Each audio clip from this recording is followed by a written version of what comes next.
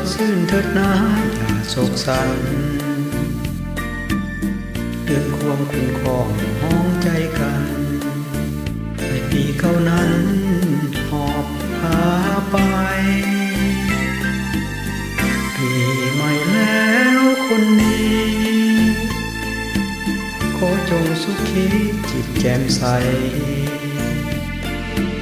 มีความคิดต้องการสิ่งใด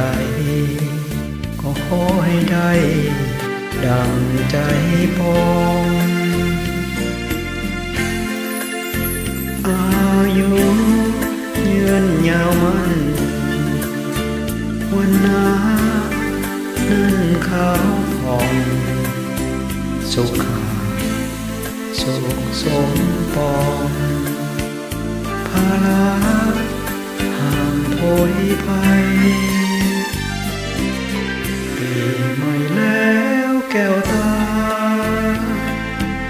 ถ้าเขานั้นนาจงแจ่มใสเดือนปีพ้นผ่านหมุนเวียนไปถ้าเขาอย่าได้เปลี่ยนไปตาม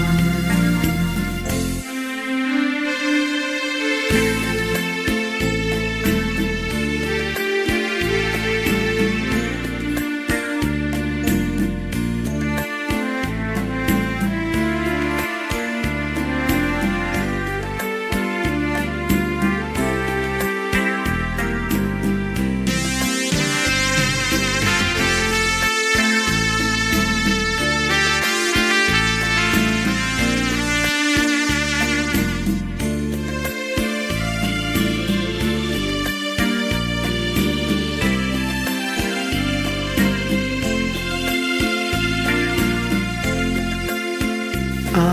ยุยืนยาวมันวันนานั่นขาวผ่องสุขาสุขสมปองภาระห่างโผยภัยปีใหม่แล้วแก้วตาถ้าเขานั้นนาจงแจ่มใสเดือนปีผ่านพ้นหมุนเวียนไปถ้าเขาอย่าได้เปลี่ยนไปตาม